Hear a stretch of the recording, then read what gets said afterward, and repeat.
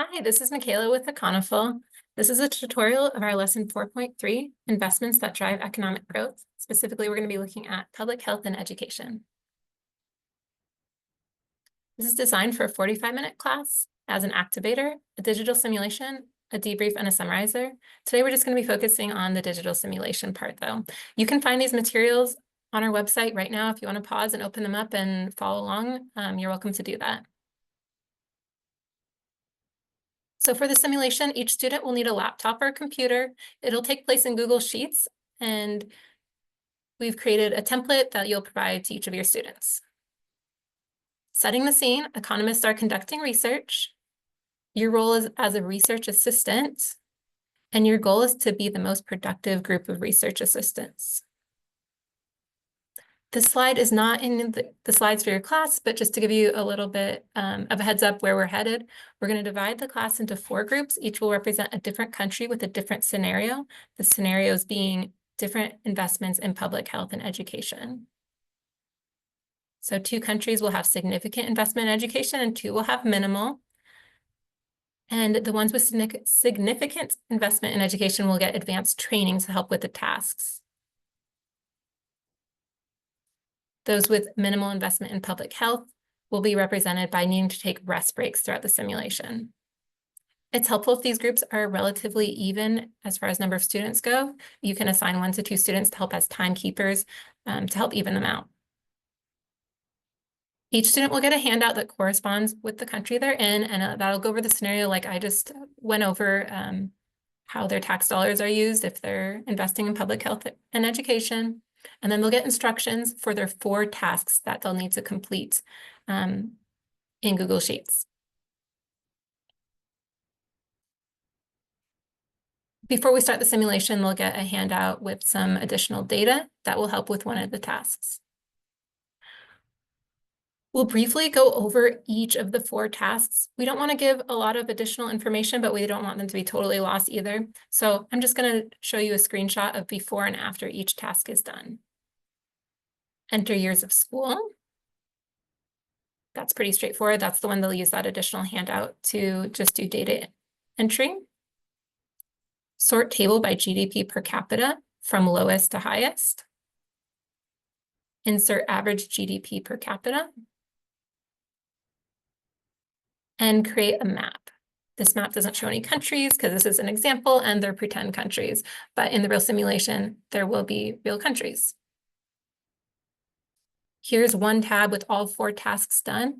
We want to highlight that there's these 9 tabs and how to move between them at the bottom of their screen. We also have that example there for them to navigate to if they want to see that for any reason. They can do the tasks in any order and move around the tabs in any order they want. Now we're going to get started with the simulation. This part can be a little confusing, but these slides are really going to help guide you through it. We've got countries 1 and 3 getting that advanced training, so we'll hand that out to them. They need to read that for 2 minutes, and they do not get to start working in their spreadsheet for 2 minutes. They just get to read over their advanced training. Workers in countries 2 and 4 can go ahead and get started. After 2 minutes, the training is complete and everyone can open their computer except workers in country 3 and 4. Now we're going to move into these rest breaks for the countries that have minimal investment in public health. So we'll set a timer or look at the clock for 30 seconds. After that's over, they get to go back to work for 2 minutes. And then another rest break for 30 seconds. Work for another 2 minutes, rest break for 30 seconds. Altogether, there's going to be 4 rest breaks. After the 4th one, that's the end of the simulation and everyone stops working on their tasks. We'll pause to do data collection. Everyone can look over their tabs, see which tasks they completed and total up their points. We'll have 1 representative from each country gather their total points for their entire country group. And that will go into this data collection spreadsheet. We'll do their total points and then subtract the taxes and get net points. Then we'll move into a debrief where we'll talk about how human capital showed up in this simulation, as well as the costs and benefits of public health and education in the short and long run. And that is the end of this simulation. I am going to briefly go over the materials needed if you want to stay on for that. But otherwise, you can go check out our lesson plan on our econofol.org under Unit 4. So the materials needed are a country handout for each student.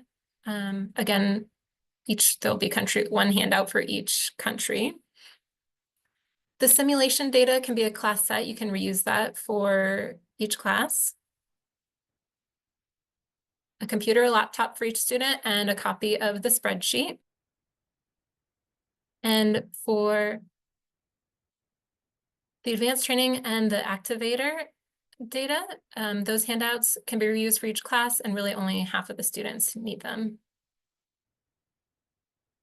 We've got suggested responses and simulation support. Those are handouts just for you or for the student that might be helping with timing, and a timer or a view of the clock with the second hand.